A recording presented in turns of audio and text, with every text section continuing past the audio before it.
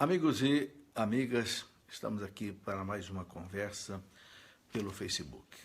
Hoje nós queremos conversar, como você já viu anunciado aí, a evangelização pelos meios de comunicação. Algo muito importante, mas ao mesmo tempo tem os seus problemas, tem seus perigos e tem as suas coisas boas. Okay? Então nós queremos conversar um pouco sobre isso, mesmo porque hoje é dia de Santa Clara. E Santa Clara foi declarada pela igreja a padroeira da televisão. Isso já faz muito tempo, nem no tempo que não existia ainda a internet. Mas quando a igreja falava em televisão, a igreja falava principalmente em meios de comunicação. Né? Bem, por que Santa Clara ficou sendo a padroeira dos meios de comunicação? Porque ela conta a história dela, que quando ela estava já para morrer, muito doente, no seu último ano de vida, ela viveu 60 anos, ela não podia mais ir à missa na igreja, mas um dia disse que ela assistiu à missa no seu quarto, assim, de maneira milagrosa. Uma missa que estava sendo celebrada na capela, ela assistiu a missa de maneira milagrosa. Então, ela ficou sendo a padroeira da televisão, abrangendo a televisão, é exatamente os meios de comunicação. Isso nós queremos conversar hoje, esse assunto muito importante. Vamos começar rezando. Você já está acostumado com o nosso programa. Quando a gente reza, Deus faz a obra. Não somos nós apenas que fazemos. Então, com aquilo que Jesus disse, sem mim nada podeis fazer. Em nome do Pai, do Filho e do Espírito Santo. Amém. Invoquemos juntos o Divino Espírito Santo. Vinde, Espírito Santo. Vinde encher os corações dos vossos fiéis. Acendei neles o fogo do vosso amor. Enviai, Senhor, o teu Santo Espírito. Tudo será criado, renovareis a face da terra. Oremos, ó Deus, que instruístes os vossos fiéis com a luz do Espírito Santo. Fazei que nós apreciemos retamente todas as coisas segundo o mesmo Espírito e gozamos sempre da sua consolação. Por Cristo nosso Senhor. Amém. Divino Espírito Santo, vós quem sois o grande comunicador, que inspirais os profetas, os apóstolos, os evangelistas, inspirai-nos também nesse momento para compreender tudo aquilo que é importante sobre este assunto tão importante que são os meios de comunicação e o seu uso para a evangelização. Que a Virgem Maria interceda por nós neste momento. Ave Maria, cheia de graça, o Senhor é convosco. Bendita sois vós entre as mulheres e bendito é o fruto do vosso ventre, Jesus. Santa Maria, Mãe de Deus, rogai por nós, pecadores, agora e na hora de nossa morte. Amém. São José, rogai por nós. Glória ao Pai, ao Filho e ao Espírito Santo, como era no princípio, agora e sempre. Amém. Em nome do Pai, e do Filho e do Espírito Santo. Amém. Muito bem, você pode inclusive mandar a sua pergunta. Nós vamos hoje responder também as perguntas que chegarem aqui. Quero dar as boas-vindas aí ao Diácono Paulo. O Diácono nos abençoe aí desde esse momento. A Sheila, Higino Neto, Maria Conceição e outras pessoas que estão acompanhando. Ana Valesca, Taíde, sejam bem-vindos. É uma alegria nós podemos nos encontrar mais uma vez. Bem, vamos então conversar um pouquinho. Dia de Santa Clara. Santa Clara foi maravilhosa. Era parente de São Francisco e ela, aos 18 anos de idade, ouvindo uma pregação maravilhosa de São Francisco, ela quis seguir o mesmo caminho dele. E aos 18 anos, lá na Porciúncula, que era aquela igrejinha onde São Francisco vivia, ali ela se consagrou, cortou seus cabelos, inclusive. Ela era de família nobre, família rica, tinha uma irmã chamada Inês, que hoje, inclusive, já é Santa Inês, outra irmã chamada Beatriz. A Inês acompanhou depois Santa Clara, quando ela se tornou uma abadesa, lá no seu mosteiro, das Clarissas. E essa história maravilhosa de Santa Clara, que durante mais de 40 anos foi abadesa desse mosteiro, e morreu com 60 anos de idade. Eu gostaria de lembrar aqui apenas dois fatos muito interessantes na vida de Santa Clara. Primeiro, um deles que foi o seguinte: lá por volta do ano de 1223, mais ou menos, os muçulmanos tentaram invadir o mosteiro dela, né? Ali o mosteiro que ficava em São Damião. E ela estava doente de cama, né? Mas um perigo terrível, né? Os muçulmanos invadindo o mosteiro. Ela pediu às irmãs, né, que a levassem para o muro lá do mosteiro, com o ostensório com o Cristo, né? E ali rezando, com o Cristo no ostensório, ela afastou os muçulmanos, né? E eles, conta a história dela, que criou-se um pânico no meio deles, né? E eles foram embora e não atacaram e nem profanaram as irmãs. Isso é um fato muito extraordinário. Depois a gente vê também o fato que eu já contei, da Santa Missa, que ela milagrosamente assistiu no seu quarto, já doente, por isso ela se tornou a padroeira da televisão. E nós devemos invocar muito Santa Clara mesmo, porque, meus irmãos, nós sabemos hoje quantos perigos a televisão, não só a televisão, mas a internet, os veículos hoje de comunicação social, as redes sociais, né, podem trazer. De um lado, tem benefícios extraordinários, mas de outro lado também tem coisas muito perigosas, né? Bom, mas a Igreja, ela é a favor, claro, do uso dos meios de comunicação, né? Existe um documento do Concílio Vaticano II chamado Inter Mirifica, que é um documento do Concílio Vaticano II sobre os meios de comunicação. Então, eu gostaria de, nesse começo, colocar uma base assim, daquilo que a Igreja nos coloca de mais importante, né, para os meios de comunicação. Então, o documento ele destaca vários pontos importantes. Eu quero lembrar uma coisa muito importante também aqui, no começo dessa nossa reflexão. Em 1974, houve um sínodo do Vaticano sobre a evangelização. 1974. Era o Papa Paulo VI. Quando acabou o sínodo, ele escreveu aquele documento maravilhoso chamado Evangelii Nunciandi, né? Ou seja, evangelização no mundo contemporâneo. E ali o Papa Paulo VI disse o seguinte, entre muitas coisas, né, chamando o povo para a evangelização, ele disse que a Igreja precisava usar os meios de comunicação. Veja, nós não tínhamos ainda a internet, com todas essas novidades de redes sociais que nós temos hoje, né? Facebook, Twitter, YouTube e tudo mais. Não tinha nada disso. Havia a televisão e a rádio, revistas, jornais, teatros, etc. Mas o Papa dizia, se a Igreja não usar os meios de comunicação modernos, ela vai ter que se justificar diante do teu Senhor. Ou seja, ela será culpada diante de Deus. Então, a Igreja, ela nos estimula, sim, a usar os meios de comunicação. Você vê aí, o Papa usa o Twitter, o Papa usa a internet, né? Temos aí a Rádio Vaticano, que tem seus boletins diários pela internet. A Igreja é plenamente a favor. A Igreja não é contra a ciência, contra a tecnologia. O que a Igreja quer é que as coisas sejam bem usadas, né? Dentro de critérios éticos e critérios morais, né? E que não se engane o povo com mentiras, né? Para perturbar a vida das pessoas.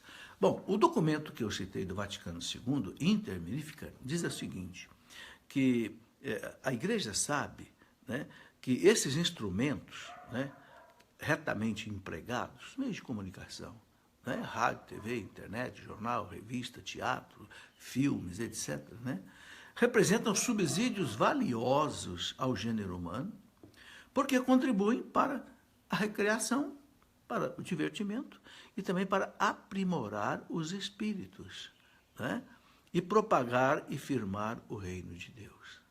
Então, vejo que a Igreja reconhece, é importante para, né, formar as pessoas, propagar o reino de Deus, até para a recreação, né? Sabe também que os homens podem utilizá-los contra o desígnio de Deus. Mas aí ele destaca isso, né? E convertê-los em perdição de si próprios, até mesmo com um materno sentimento de dor, angustia-se pelos danos causados, muito frequentemente, à sociedade humana pelo mau uso deles, de fato, né? Por exemplo, infelizmente, hoje se usa a pornografia tremendamente na internet. Mais de 1/3 dos sites da internet são de pornografia. Você já pensou? Mais de 33% dos sites são de pornografia. Isso é um perigo para os jovens. um perigo para as crianças. Né? Então, é o lado negativo, né, daquilo. Né? E é bom a gente lembrar, meus irmãos, a gravidade deste pecado. Né? Porque uma coisa é você pecar porque você cai por fraqueza. Né? Uma pessoa que caiu por fraqueza e num pecado. Outra coisa é você explorar o pecado. Explorar a pornografia para ganhar dinheiro, porque a pornografia, ela rende hoje, para quem explora via internet, rende hoje bilhões de dólares nos Estados Unidos, no Japão, isso está comprovado. É uma tragédia. E sabemos que a pornografia, ela vicia a mente do jovem, ela destrói, né, a vida de muita gente. Há, inclusive, casos de pessoas que já estão submetidas até a tratamento psiquiátrico por causa do vício da pornografia. E não há dúvida que o maior fomento da pornografia hoje é via internet. Bom, então eu gostaria de colocar aqui alguns perigos da internet. Quando eu falo da internet, já abrangemos tudo, né? Você pense aí no uso do iPad, o uso do celular, o uso, não sei, do Facebook, o uso, né, do Twitter, né? Tudo isso. Bom, como é que você usa, não é, essas redes sociais? Você usa para expor a sua vida? Né? Eu tenho notado o seguinte, muitas pessoas têm usado, né, especialmente Facebook, Instagram, assim, para se mostrar, né, para aparecer. Né? Será que isso é bom? Não é? É preciso uma reflexão sobre isso. Conheço um caso de uma moça, né, que colocou lá alguma coisa dela no Facebook, mas recebeu poucos acessos, poucos acompanhamentos, e ficou frustrada por causa disso, aborrecida por causa disso. Não é para isso um Facebook. Veja, é preciso nós entendermos que esses instrumentos, eles são úteis quando nós usamos corretamente.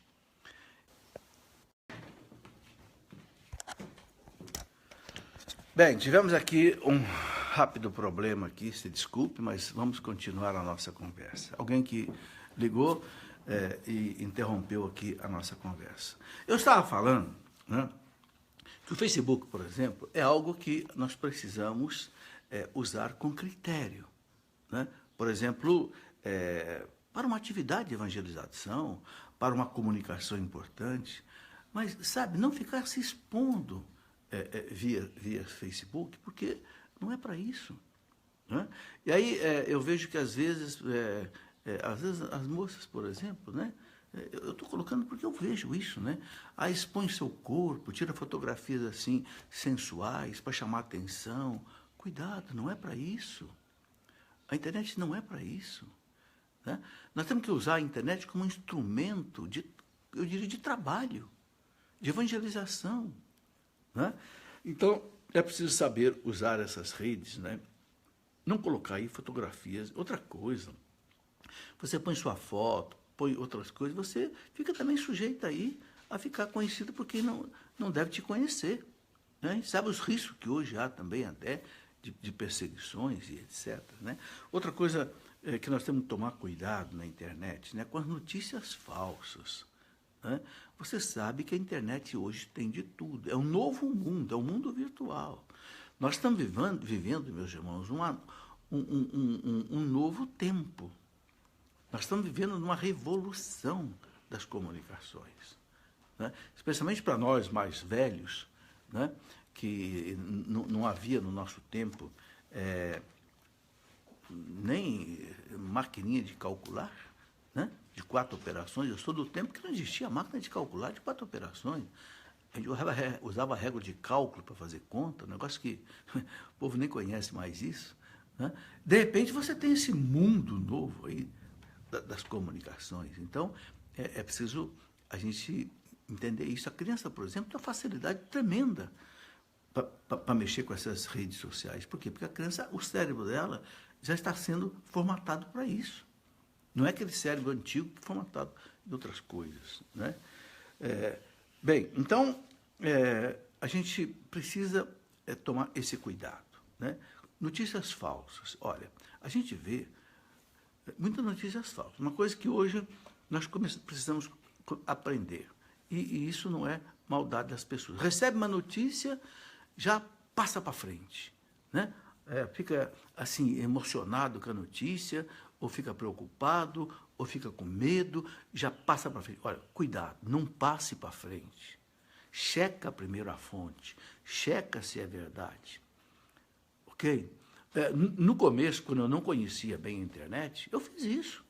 Pegava uma notícia, já passava para frente, para os amigos, depois eu ficava sabendo que a notícia era falsa. Porque a coisa mais fácil que tem hoje é você inventar um negócio e colocar na internet. Né? Sem falar dos hackers e coisas. Então é o seguinte, uma notícia, seja qual for, de religião, de outras coisas, checa a fonte da notícia antes de você passar para os outros. Porque uma notícia falsa, mas é um negócio muito perigoso. Às vezes você pode estar difamando uma pessoa. Às vezes você pode estar colocando medo na cabeça das pessoas. Outra coisa importante, a evangelização usada na internet tem que ser muito criteriosa.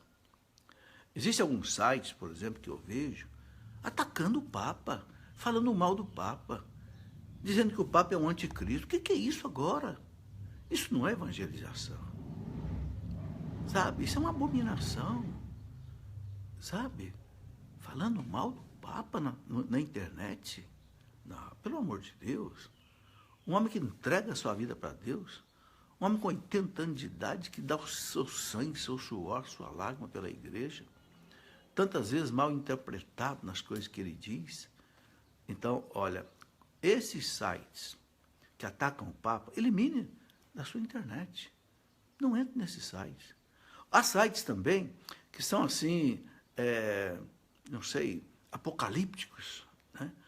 O mundo vai acabar, Jesus já está chegando aí, e isso, mas aquilo, vai ter 3 dias de trevas. Cuidado, cheque com a igreja não ensina nada disso.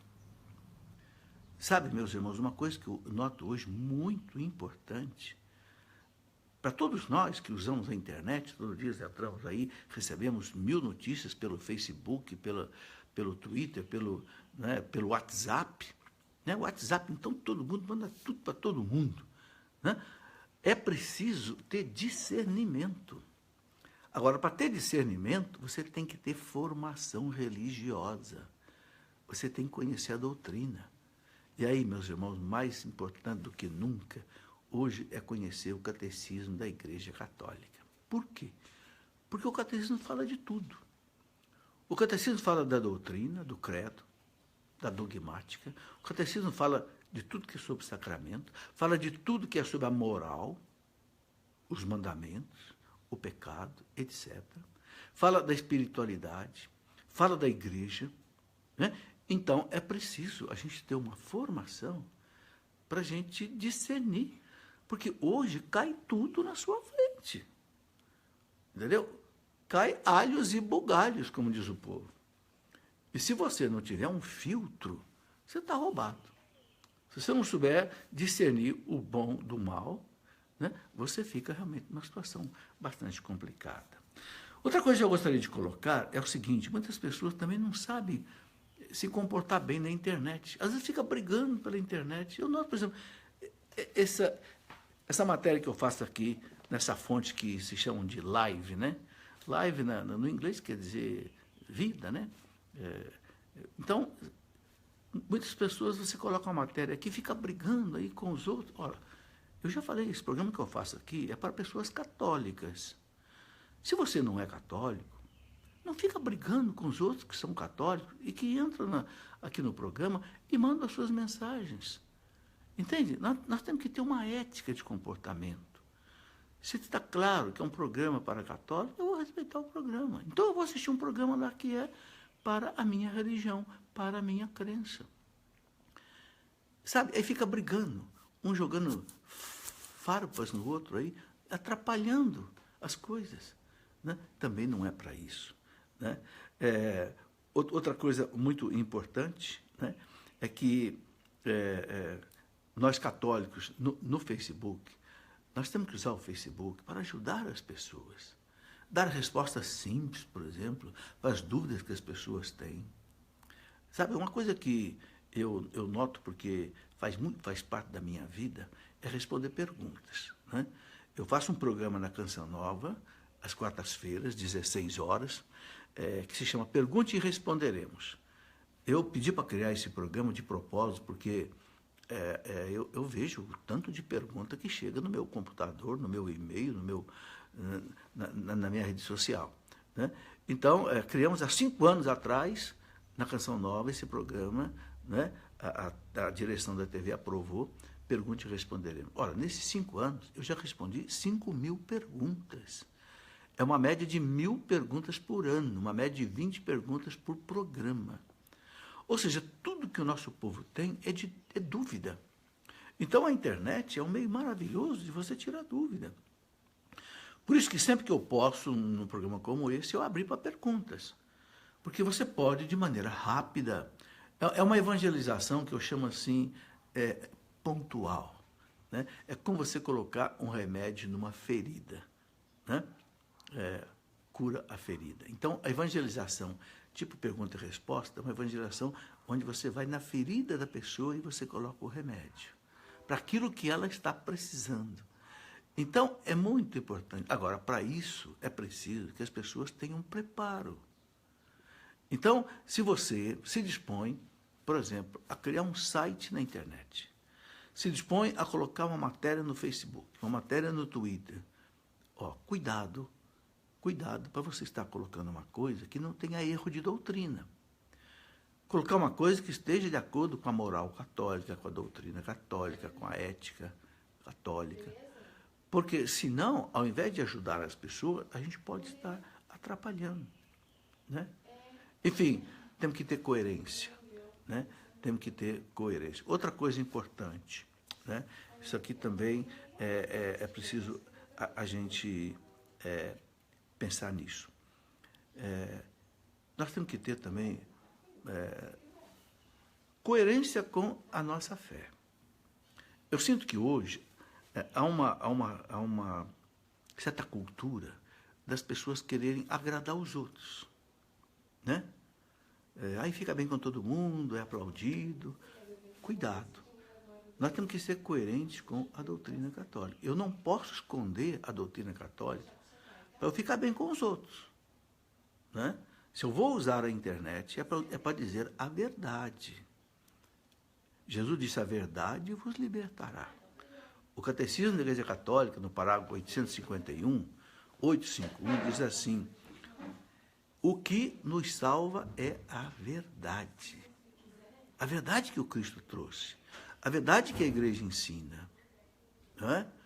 São Paulo fala lá para Timóteo, 1 Timóteo 2,4. 1 Timóteo 2,4. São Paulo fala, não é? Sobre a verdade que salva. Deus quer que todos se salvem e cheguem ao conhecimento da verdade. Veja, São Paulo liga a salvação com o conhecimento da verdade. Ele põe um E aí. Um E, você sabe que E em português é como em matemática um mais. Deus quer que todos se salvem e cheguem ao conhecimento da verdade. Ok? E aí São Paulo diz um pouquinho lá na frente, 1 Timóteo 3,15, São Paulo diz assim: a igreja é a coluna e o fundamento da verdade. Então, meus irmãos, vamos ligar essas 3 coisas e usar na internet. Deus quer que todos se salvem, mas quer que chegue ao conhecimento da verdade. E onde é que está a verdade? Quem é a coluna e o fundamento da verdade? A igreja. Ok? Então, quando a gente usar a internet para evangelizar, nós não temos que querer agradar os outros. Não, nós temos que ensinar a verdade da igreja. Claro que essa verdade, ela deve ser colocada com carinho. E aí Santo Agostinho tem uma norma maravilhosa. Santo Agostinho diz assim: não se imponha a verdade sem caridade, mas também não se sacrifique a verdade em nome da caridade. Entendeu? Vou repetir. É uma máxima muito boa de Santo Agostinho. Não se imponha a verdade sem caridade. Ou seja, você não vai chegar aí para uma pessoa que está vivendo um pecado, uma vida errada, e você não vai chegar dizendo: olha, você está perdido, você vai para o inferno, mude de vida, senão você está... Não ponha a verdade sem caridade. Não é assim. Jesus não fazia isso. Jesus mostrava o pecado, mas com misericórdia. Foi para Zaqueu, foi para aquela mulher adúltera, e ele salvava mostrando o pecado com a verdade e com caridade. Agora, não se pode sacrificar a verdade em nome da caridade. Ah, coitadinho, né? Deixa ele viver essa vida assim, errada assim mesmo, tal, né? E você passar a mão por cima do pecado. Não. A gente não pode esquecer aquilo que Jesus fez com aquela mulher adúltera, né? Salvou aquela mulher da morte. Ninguém te condenou, eu também não te condeno. Ele era o único que podia condenar ela, que ele era o único que não tinha pecado. Ele era o único que podia tirar a primeira pedra. Eu também não te condeno. Vai, não peques mais. Sabe, uma palavrinha para aquela mulher. Né? Claro que mudou a vida dela completamente. Aquela mulher deixou o pecado, deixou o adultério, deixou tudo. Né? Porque ele mostrou para ela a verdade com caridade, mas mostrou a verdade. Você está no pecado, não peques mais. Aquela samaritana que ele encontrou lá na Samaria, no poço de Jacó, né? Ela falou para Jesus, Jesus disse, vai lá chamar teu marido aqui. Ela disse, eu não tenho marido. Jesus disse, é verdade, você não tem mesmo. Você já teve 7 maridos e nenhum deles é seu marido. Jesus mostrou o pecado dela. Né? E essa mulher depois se converteu. Né? Foi lá chamar toda a população da Samaria, ali da cidade de Sicar, para ouvir Jesus. Né? Jesus mostrou para ela o pecado com carinho, com verdade. Então, meus irmãos, nós não podemos ficar tapeando os outros, querendo enganar os outros. Sabe, aquele que esconde a verdade do Evangelho para agradar os outros, fazer média com os outros, é falso profeta. Falso profeta. O verdadeiro profeta é aquele que fala a verdade. O falso profeta é aquele que fala a mentira. Isso é desde o tempo lá do Antigo Testamento. Né? Os profetas de Deus verdadeiros condenavam aqueles falsos profetas. O profeta verdadeiro dizia, olha, nós estamos vivendo aí na idolatria, Deus vai nos abandonar, nós vamos ser levados para o exílio da Babilônia, da Síria. Aí vinha falso profeta, não, não é nada disso, não. Esse profeta aí é exagerado, né? Vamos calá-lo, vamos persegui-lo. E depois o que acontecia? O povo ia para o exílio. Né? Então, a internet é algo muito sério. Em termos de evangelização, a gente precisa realmente colocar, né? Cuidado com aquilo que publica, cuidado com aquilo que fala, esteja de acordo com a doutrina da igreja, porque a gente evangeliza em nome da igreja. Nós não evangelizamos em nome próprio, não, nós evangelizamos em nome da igreja. Né? Bom, mais um trechinho que eu gostaria de ler aqui, daquele documento da igreja, dos meios de comunicação, do Concílio Vaticano II. O documento Intermedifica, ele diz assim que a Igreja Católica, tendo sido constituída por Cristo Nosso Senhor, a fim de levar a salvação a todos os homens, e por isso impelida pela necessidade de evangelizar, considera como sua obrigação pregar a mensagem de salvação com o recurso também dos instrumentos de comunicação social e ensinar os homens o seu reto uso. Então, usar os meios de comunicação, mas ensinar, né? Os padres, os leigos, usar corretamente. E aí, meus irmãos, nós temos que aprender a usar as técnicas de comunicação, inclusive com qualidade, né? Para que a pessoa possa receber com mais gosto e entendeu? Aprender melhor, ouvir melhor. Depois aqui, diz aqui ainda o documento, né? Para o emprego correto desses instrumentos, é absolutamente necessário que todos os que fazem uso deles conheçam as normas da ordem moral e, nesta matéria, lealmente tirem as consequências práticas. Então, quer dizer, é o conteúdo moral, o conteúdo verdadeiro, que nós já colocamos aqui. Outra coisa interessante que o documento diz, quando ele fala para os pais, né? O Vaticano II diz assim, para os pais lembrem-se que é seu dever vigiar regularmente, né, quer espetáculos, revistas e outras coisas deste gênero, lesivos à fé e à moral, não entrem na soleira do lar doméstico, nem os filhos procurem em outros lugares tais coisas, coisas negativas. Então, o Vaticano chama a atenção que os pais têm que monitorar os filhos. Hoje você vê qualquer criança hoje aí de 2, 3 anos de idade já manipula um celular, um iPad, porque ela não precisa saber ler, é tudo autoexplicativo, é tudo por figurinha, né? Eu vejo meus netinhos. Eu tenho um netinho lá que está com 2 anos e pouco, ele senta com o iPad na mão, parece um adulto. Ora, então, meus irmãos, cuidado.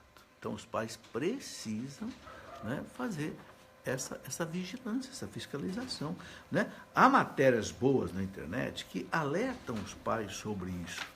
Por exemplo, eu vi uma matéria muito boa, né, na internet, de um educador orientando os pais, por exemplo, de como é que os filhos podem ver a internet, né? Então, chama atenção, por exemplo, a questão da pornografia, que eu já falei, onde mais de 1/3 dos sites são pornográficos.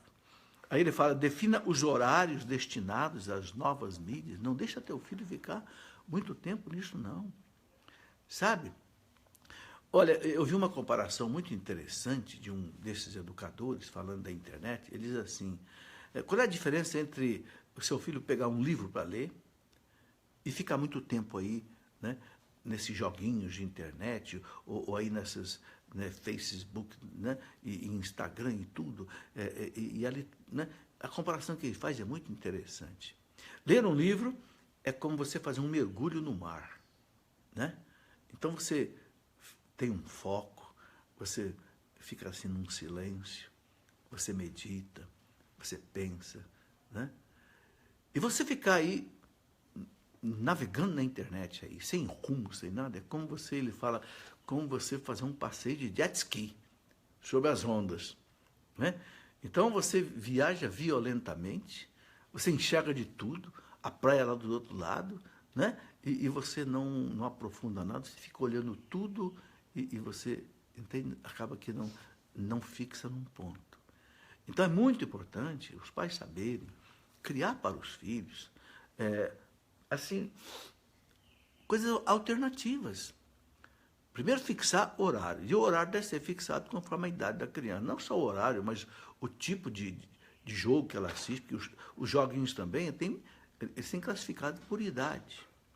E o tempo também que a criança pode usar também tem que ser classificado pela idade. Enfim, os pais têm que ter vigilância. De repente, você precisa colocar uma senha não sei, no Facebook, no telefone dele, no celular dele ou no computador, de modo que ele não possa acessar certos tipos de programa, né?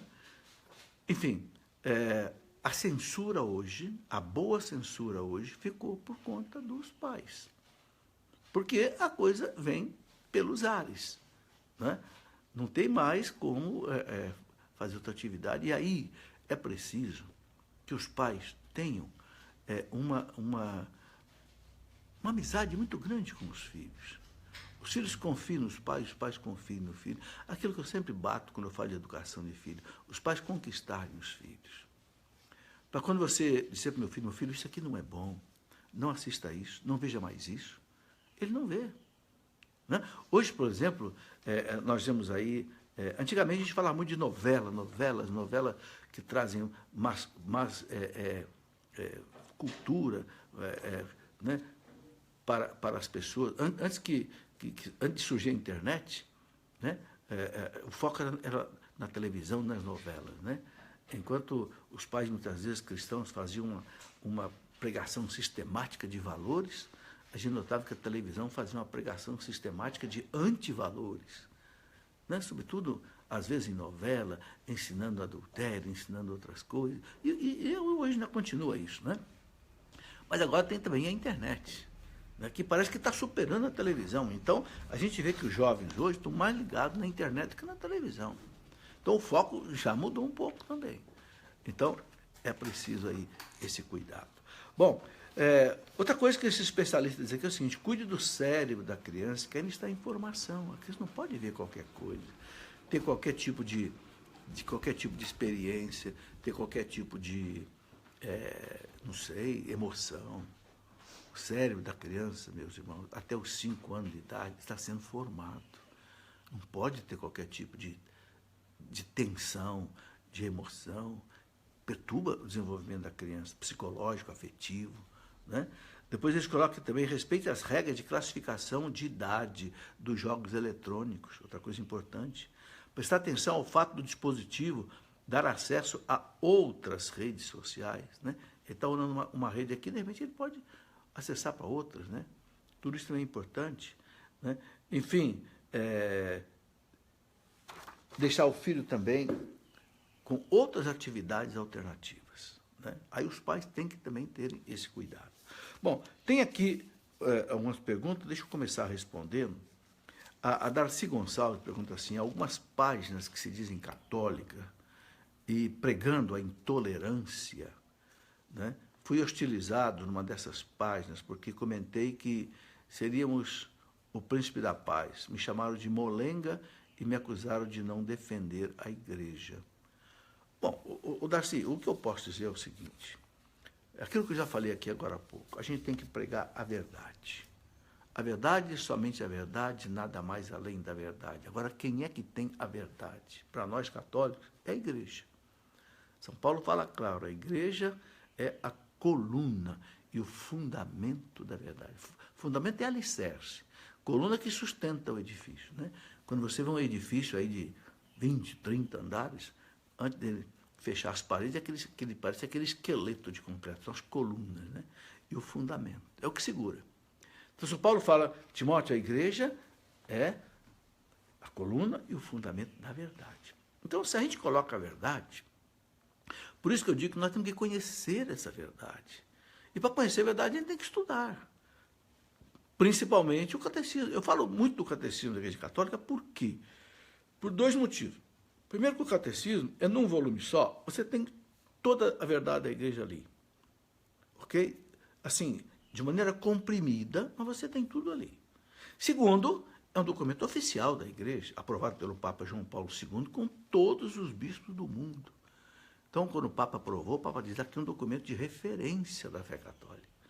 O Papa João Paulo II diz, quem quiser conhecer o que a Igreja Católica acredita e ensina, está aqui nesse catecismo. Pronto. Então, para nós leigos, que não temos condição de fazer um curso de teologia de 4, 5 anos como os padres, então, conhecer o mínimo para você não se enganar e também não enganar os outros, é conhecer. Então, sabe, se você coloca aí o que é uma verdade da igreja, fica tranquilo. A gente vai ser hostilizado mesmo. Entendeu? Jesus disse, felizes sois vós quando forem perseguidos por causa de mim, porque o vosso nome está escrito lá no céu. Né? Ou seja, a gente tem que ser coerente com a nossa fé e paciência. Né? Uma colocação que Jesus faz muito forte é esta, né? Aquele que tiver vergonha de mim diante dos homens, eu também terei vergonha dele diante do meu Pai e dos seus anjos. Meus irmãos, isso é muito sério. Aquele que tiver vergonha da doutrina de Cristo, mas não é a doutrina que eu quero, não, é a doutrina que Jesus ensina, que está nos evangelhos, que está na explicação da igreja pelo catecismo. Quem tiver vergonha dessa doutrina, né? Por exemplo, alguém que disser para os outros que não é pecado isso, não é pecado aquilo, quando a igreja fala claramente que é pecado, sabe? Aí é um perigo. Porque na internet hoje você vê de tudo. Você vê bons sites católicos, você vê sites católicos que têm erros. Ai de nós, se nós não tivermos, primeiro, o conhecimento da verdade. Segundo, a coragem de colocar a verdade. Então é melhor não colocar. Se é para entrar na internet e colocar alguma coisa que não é a verdade, então é melhor não colocar. Né? Isto é uma coisa muito importante. Né? Bem, meus irmãos, usar os meios de comunicação assim com prudência, né? Não se tornar também um escravo dos meios de comunicação. Né?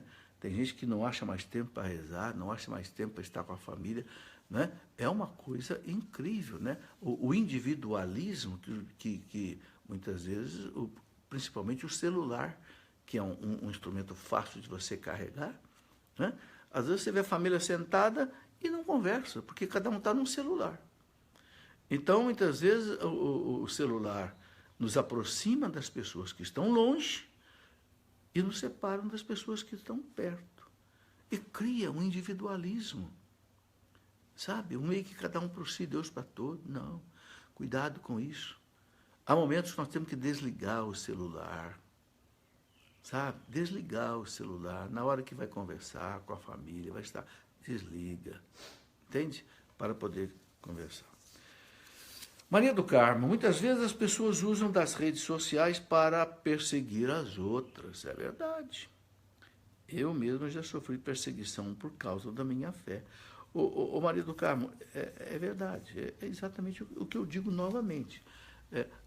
Colocando a verdade de Deus, sabendo justificar a verdade de Deus, a gente tem que ficar tranquilo. Agora, uma orientação também que eu coloco, que eu uso para mim, né? Não usar nome de pessoas, não usar nome de instituições, né? Aquela norma que Jesus coloca, né? Odiar o pecado, mas amar o pecador. Então, nunca, por exemplo, citar o pecado de alguém e dizer o nome dessa pessoa, ou citar o pecado de um erro de uma instituição e falar o nome da instituição, porque, inclusive, isso aí dá direito de defesa da pessoa. Então é o seguinte, falar em termos de tese, em termos de ideias, não de pessoas, né? Agora, a questão de ser perseguido quando se coloca a verdade, isso faz parte da evangelização. Quantos mártires morreram por defender a verdade de Cristo, né? Então, o Papa Bento XVI, ele disse um dia que nós não vamos mais ser martirizados como Cristo fez numa cruz, né? Graças a Deus aqui no nosso Ocidente não existe mais isso, mas o Papa fala, nós temos que viver hoje o martírio da ridicularização. Vamos ridicularizar, né? Você acredita nessas crendices, igreja, Bíblia, né? Eucaristia, confissão, milagres, demônios, acredita nessas coisas? Quer dizer, o que o Bento XVI chama de martírio da ridicularização. Nós temos que estar preparados para isso.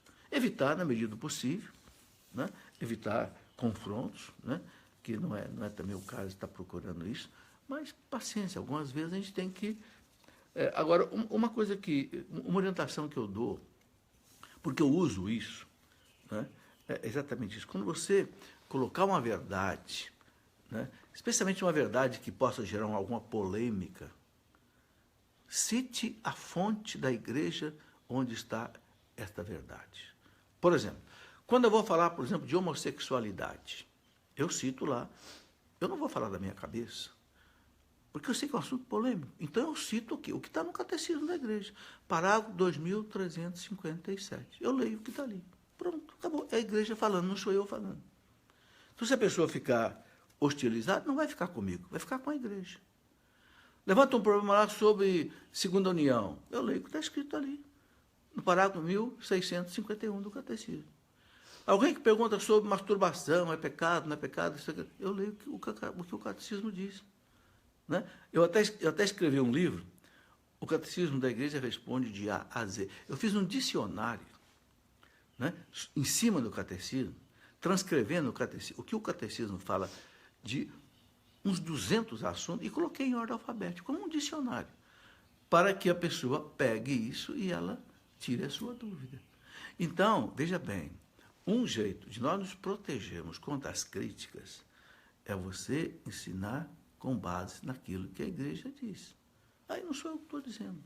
E nós não temos nada para dizer para ninguém mesmo, nós não temos nada para ensinar para ninguém. Quem tem para ensinar para a igreja é a igreja.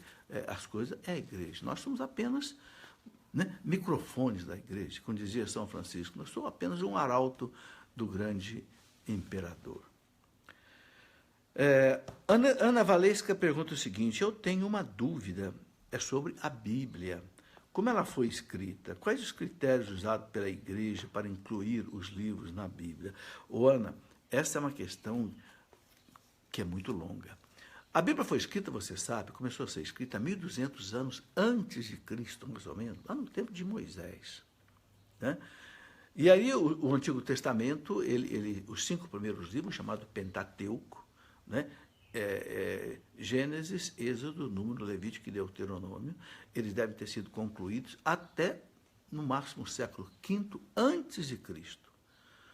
O povo judeu, inspirado pelo Espírito Santo, os seus escritores, chamados agiógrafos, colocaram aquilo ali. Né? E depois tivemos o Novo Testamento com a igreja.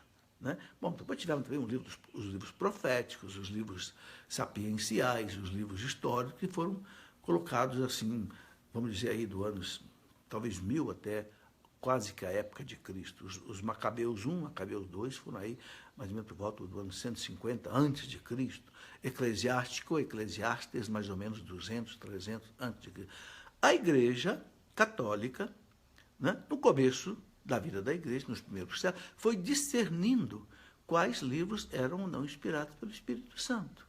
Então a Igreja fez vários concílios, concílio de Cartago III, Cartago IV, no tempo de Santo Agostinho, concílio de Trullos, concílio, né, de Trento, e a Igreja foi discernindo, com a inspiração do Espírito Santo, quais livros eram ou não inspirados. Porque nenhum livro da Bíblia traz o índice da Bíblia. Não. A igreja que fez esse índice da Bíblia para nós. A igreja que chegou à conclusão que esses 72 livros são inspirados pelo Espírito Santo. E a igreja não deixou entrar na Bíblia cerca de 60 livros. Uns 30 do Antigo Testamento, uns 30 do Novo Testamento, chamados apócrifos. Então, concluindo, quem é que montou a Bíblia? Quem é que, como dizia Dom Estevão Bittencourt, berçou a Bíblia? Né? Como uma mãe berça uma criança. Né? Foi a igreja. Né? Então, essa Bíblia que nós temos, a pessoa só deve ler a Bíblia se ela acreditar que a igreja tem inspiração do Espírito Santo, né? Para discernir quais livros são ou não inspirados pelo Espírito Santo. E a igreja sabe que ela tem esse discernimento. Por quê? Porque Jesus prometeu para a igreja, na Santa Ceia, está lá no Evangelho de São João, capítulo 16, versículo 12 e 13, quando Jesus disse para os apóstolos, né? Quando vier o Paráclito, o Espírito da verdade, ensinar-vos-á toda a verdade. Então, a igreja tem a garantia de Jesus, desde o tempo de Cristo, antes dele morrer, a última coisa que ele disse, que daria à igreja a infalibilidade pela assistência do Espírito Santo. Por isso que a igreja, ao longo de muito tempo, vários séculos, foi discernindo quais os livros nós temos na Bíblia, ok? Muito bem, se você quiser aprofundar isso, eu escrevi um livro, Sagrada Escritura, é o volume 2 de uma coleção de 3 livros, né, da Escola da Fé, o programa que eu faço na TV Canção Nova. É um livro que ajuda você a ter um conhecimento bíblico, como você ler a Bíblia, como é que a Bíblia foi escrita, né? Esse livro que está, eu vou mostrar aqui, né? A Sagrada Escritura. Esse livro, A Sagrada Escritura, é o volume 2 de uma série de 3 livros que eu escrevi para a pessoa entender as bases da igreja, a Sagrada Escritura, depois também a Sagrada Tradição da igreja e o Sagrado Magistério da igreja, que é o Papa e os bispos, que formam o chamado magistério da igreja, que conduzem a igreja. Cristo instituiu um magistério, Pedro e os apóstolos. O Pedro tem os seus sucessores, que são os papas. Os apóstolos têm os seus sucessores, que são os bispos. Formam aí o magistério da igreja. Bom, tem aqui mais uma pergunta, vamos ver aqui, da Alci de Lima Maquiné. Professor Felipe Aquino, onde posso encontrar para comprar seu livro Sabedoria em Parábolas? Esse livro todos os meus livros você encontra aí no site loja.cleofas.com.br. loja.cleofas.com.br. Ali você vai ver todos os livros com um resumo assim de cada assunto, de cada um deles, ok? Que pode colocar.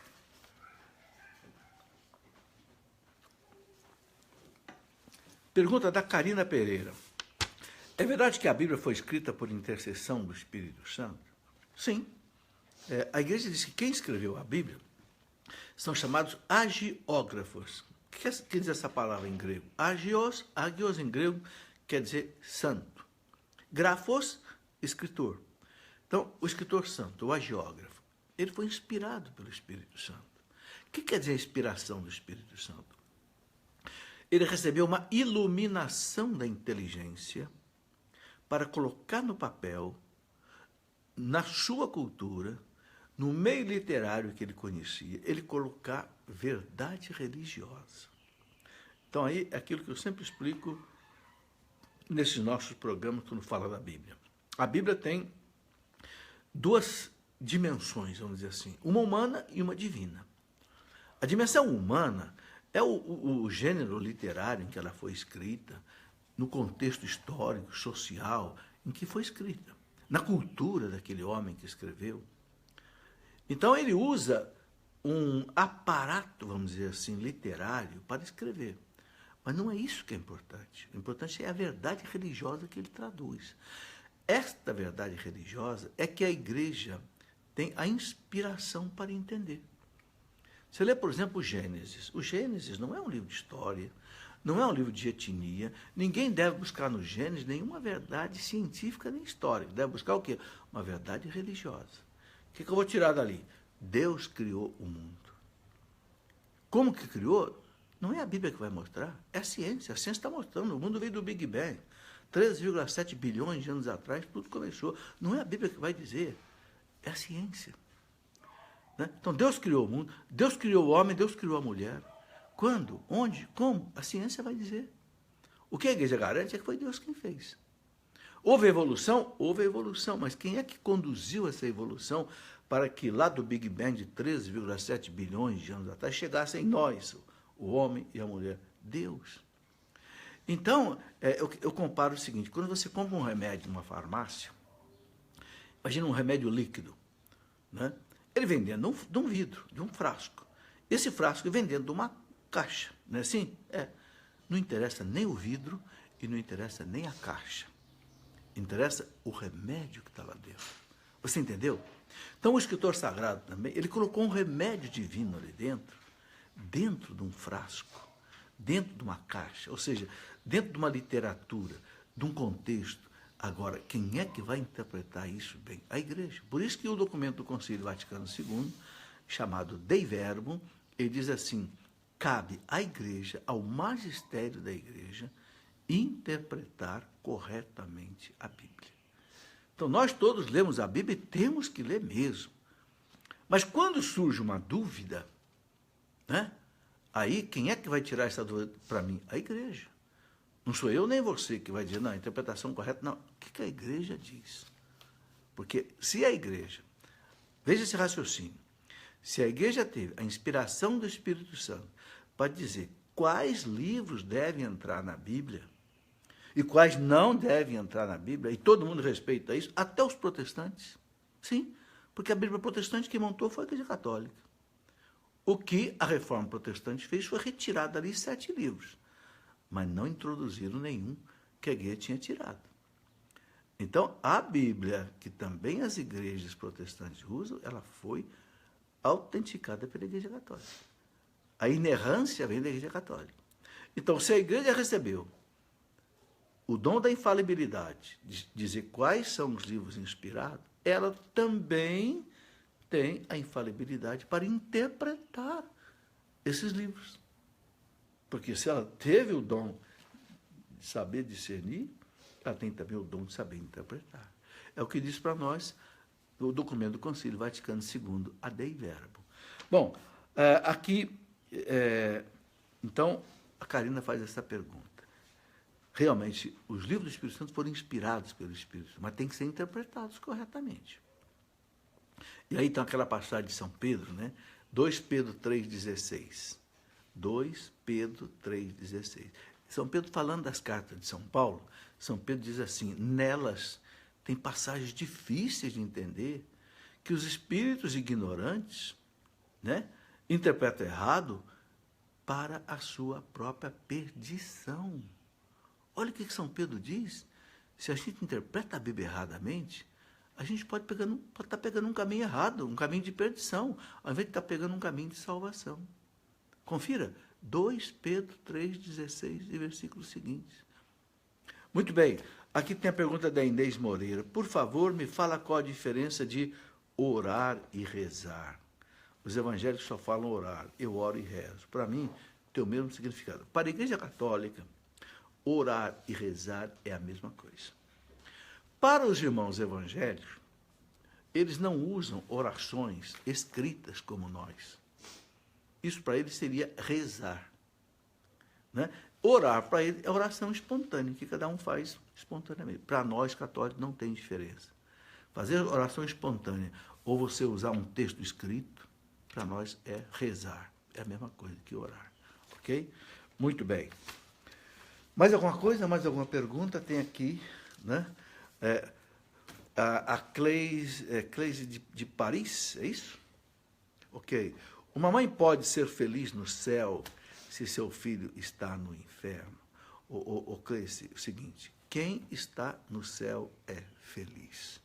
Não tem infelicidade. Agora, como é que vai explicar isso? Eu não sei.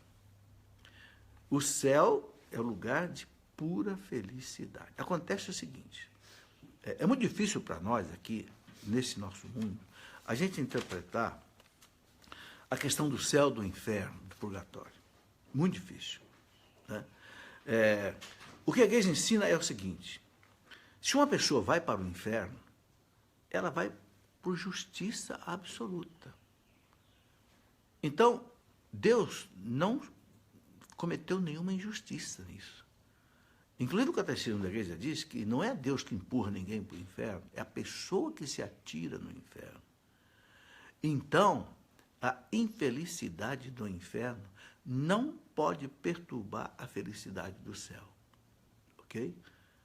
Não sei te explicar com detalhes isso, mas é o que a igreja nos ensina. São Paulo, quando fala do céu, ele diz, olhos humanos jamais viram, ouvidos humanos jamais ouviram e coração humano jamais sentiu o que Deus tem preparado para aqueles que o amam. O céu é lugar de felicidade plena. Então, uma mãe não pode estar, né, com esse sentimento que você coloca aqui. Na eternidade, a gente vai poder entender isso melhor. Muito bem, meus irmãos, chegamos aqui já a 1 hora de programa, graças a Deus. Eu dou graças a Deus que nós podemos estar cumprindo esse nosso programa com 1 hora. Sabe, eu não pensava que fosse ser assim. Como Deus é bom, como Deus é maravilhoso, né? Nós entregamos essa atividade na mão de Deus e, olha, já são aí bastante tempo, né? E o tempo flui, já, a gente nem vê passar. 1 hora já. Eu quero apenas dizer a você o seguinte, eu tenho, pelo meu site, Cleofas, uma escola da fé online. É muito importante para você aprofundar os seus conhecimentos. Eu estava dizendo aqui agora há pouco, que dentro desse mundo da internet, que cai de tudo na nossa frente, nós temos que ter formação. Então, eu criei um curso de teologia para leigos, né? Na internet. Né? Se você entra no meu site, Cleofas, está escrito lá, né? Escola da Fé Online. Ok? Muito importante para a tua formação. Já faz 1 ano que esse curso começou, mais de 1 ano. Nós temos aí 700 e poucos alunos. Toda sexta-feira eu respondo às dúvidas que os alunos mandam, ok? Eu preciso cobrar R$20 por mês dos alunos. Por quê? Porque eu tenho 4 pessoas que trabalham comigo, 4 pessoas remuneradas. Porque é uma trabalheira. Você gravar esses vídeos, gravar, né, postar na internet as matérias todas, fazer toda a programação, subir para, né, o provedor, para poder chegar equipamentos que você precisa para gravar, é um custo alto. Então, há uma taxa de inscrição de R$20 por mês, e quem entra nesse curso, você pode assistir desde a primeira aula, né? Fica aí tudo gravado para você assistir. É um curso de formação católica. Agora, por exemplo, eu estou dando História da Igreja. Estou lá no século V, vou começar, estamos terminando o século IV, vamos entrar no século V, e eu faço para leigo. Não é um curso para sacerdote, que já tem uma erudição teológica, uma erudição, não. É um curso para leigo que não sabe nada. Então, eu procuro desdobrar ao máximo, tintim por tintim, o que é cada coisa para ele poder entender. Muito bem. Os livros eu já falei no site loja.cleofas.com.br, né? Você pode aí, então, entrar. Eu quero mandar aqui um abraço, então, às pessoas que nos acompanharam, né? Que inclusive nos parabenizaram pelo Dia dos Pais, agradeço, né? Esses cumprimentos recebidos aí.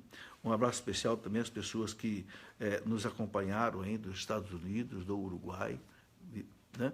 Que acompanham aqui o nosso site. Eu peço a você que divulgue isto, né? Compartilhe com outras pessoas, é um meio de nós estarmos aí fazendo uma formação com as pessoas. Que Deus os abençoe, dê a todos vocês um bom final de semana, que Nossa Senhora os proteja, que o Divino Espírito Santo ilumine, né, suas mentes, seus corações, para conhecer cada vez mais a verdade de Deus, amar cada vez mais essa verdade e viver cada vez mais essa verdade. Glória ao Pai, ao Filho e ao Espírito Santo, como era no princípio, agora e sempre. Amém. Em nome do Pai, e do Filho e do Espírito Santo. Amém.